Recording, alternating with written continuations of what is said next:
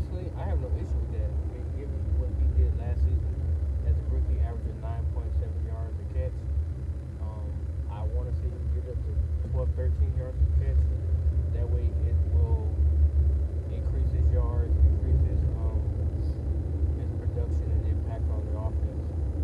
In addition to Tyreek Hill, it will help him a lot. He'll get a lot more one-on-one coverages versus last season where teams actually locked in on him and took him away as the sole focus from Tua's line of sight. So they basically forced Tua to go to other people, which he doesn't mind doing, but because he built a nice little connection with Waddle, it was Tua to Waddle a lot. So with the addition of Tyreek Hill, who will demand a lot of double teams, not saying that double teams will actually work, because we've seen Tyreek Hill beat double and triple teams down the field. So it's going to be nice to see Waddle, you know what I'm saying, put up numbers and get the catches he wants, along with the touchdowns and the yak. Now, they also asked him about Tua, what it's like to actually play with him. And he said, I'm paraphrasing, but he said to know Tua, you have to be around him, to know his personality, but he's a competitor, and that's all he said. He didn't go into detail about what type of person he is and like that. But the mere fact that he said he's a competitor says a lot. He also stated that it dates back to when Tua was a freshman at Alabama, coming into the national championship game in the second half.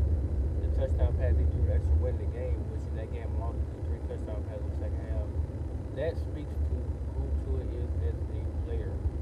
And a lot of people who I read them all the time, man, the comments are just astronomically retarded. Like, they talk about how he's a bust, he has a noodle arm, he can't see the field, he can't lead anybody, he can't win games, he can't do this, he can't do that. Yet, every other game you turn on involving Miami, look who's leading the charge in terms of bringing them back or helping that team secure a win. It is him. He gets little to no credit when they do well, but takes all the blame when things go south. The Tennessee game, prime example, Tennessee game, the Titans game. Tua took so much backlash and blunt on that game, even though his own players admitted, well, I'm paraphrasing, not his own players, his teammates admitted that Coach Flores did not make adjustments in the second half. He went into halftime and continued to want to throw the ball. He refused to be balanced. He refused to give that offense a breathing chance because the rushing attack was actually working that game. It's just he wanted to make Tua throw the ball more. So he went and basically said, we're going to throw the ball. Despite it being rain and cold and freezing temperatures, we're still going to throw the ball. We're going to put our quarterback in position to throw the ball 38 times for better than 200 yards, and we're going to get him decapitated by the media, which is exactly what they did. They basically called him out by saying he didn't perform up to what he's supposed to. Despite you guys saying that, if you saw the game, you saw what they did. They took away Waddle, and they tried to take a Rikowski,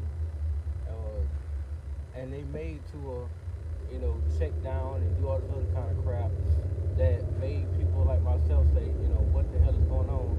Only to go back and watch that game, I realized what they were doing to him. Their defense was predicated to shut down the passing attack. They didn't care about the run game because they can't stop it. So Duke Johnson would have had over 200 yards in that game had they just went with the rushing attack, but they didn't. But now let me digress onto that game. Jalen Waddle said a lot of things that I'm very, very proud of him about. In terms of the Mac Jones situation, when I read the article that he said he enjoyed playing with Mac more than Tua, he did that for publicity advantage for Mac Jones to get his stock up. Even he admitted it. He said he already knew he was going to Miami. He already knew he was the sixth pick in the draft. It's in business, so of course he's going to tell you exactly where you're going. And he celebrated before his name was called.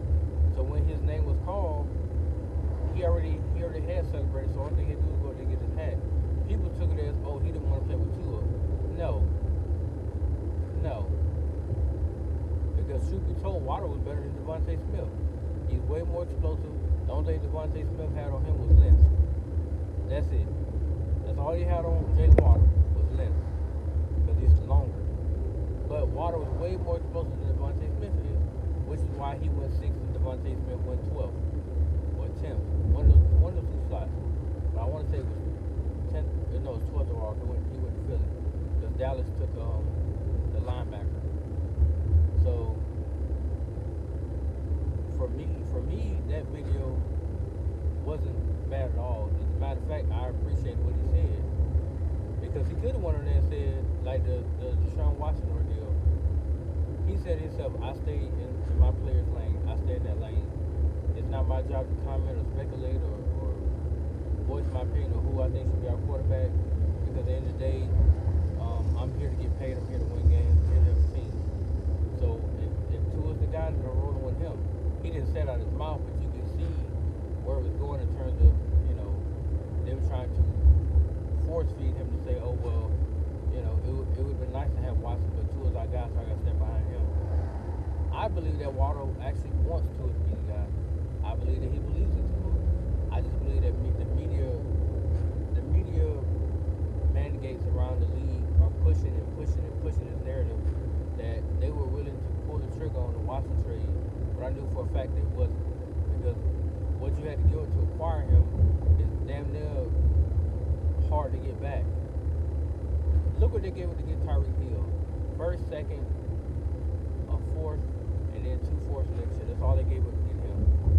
Deshaun Watson would have been 3-4 times that amount. So you'd have been banking on the quarterback for the next 5 or 6 years, including the package that it would include Tua. Probably would include Jalen Waddle as well. You would give up your kitchen sink, your appliances, your toilet, and everything else just for one person, which means that your team gonna be at mercy of that one person.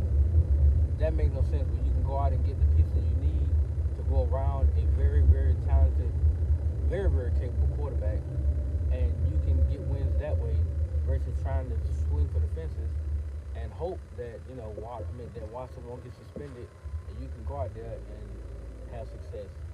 Because the way Miami's built now, they're gonna have success for a long period of time now. And they can actually compete with the Buffalo Bills to beat them. Now, will they win the NFC East?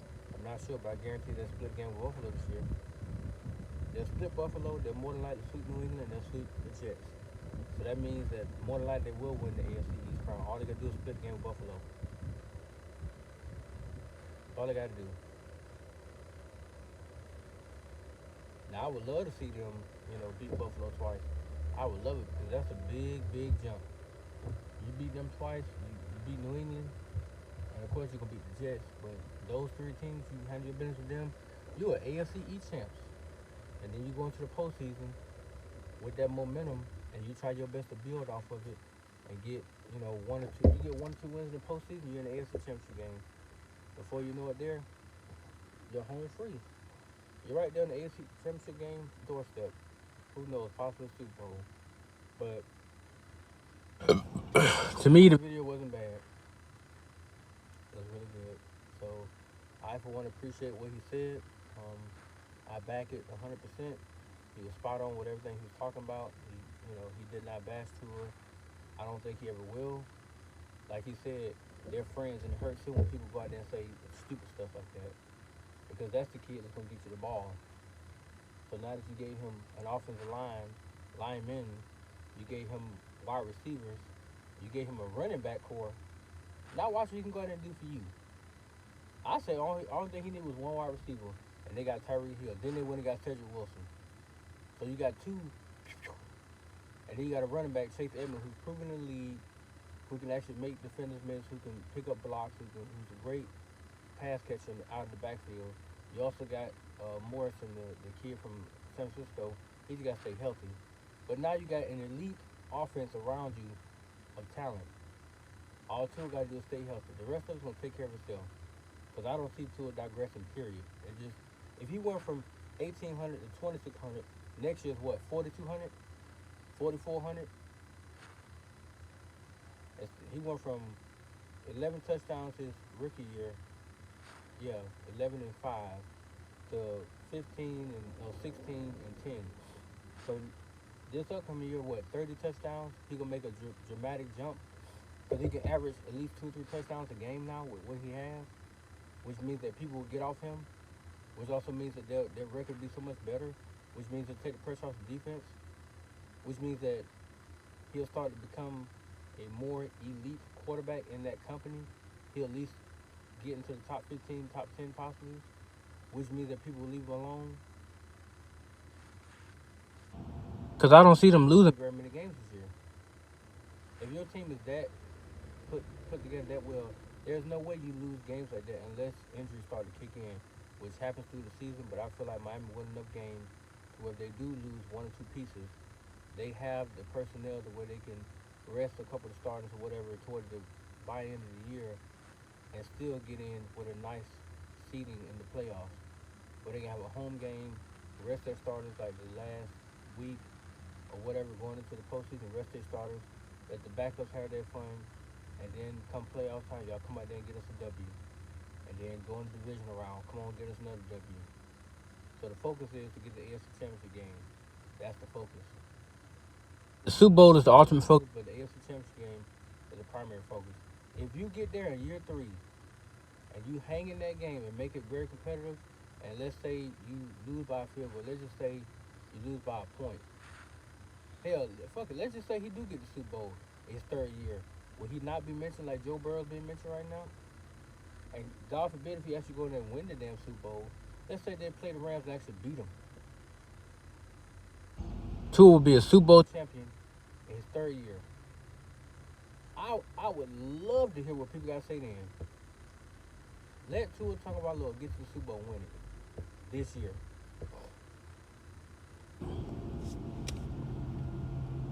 He was a champion in high school, champion in college, champion in the pro. At that point, all he could do is win 2 or 3 more. That's all he got to do. That first one, he got it off. They win 2 or 3 more, man, and they would never, ever disrespect you. Never, ever. Hell, to me, 1 is good enough shit.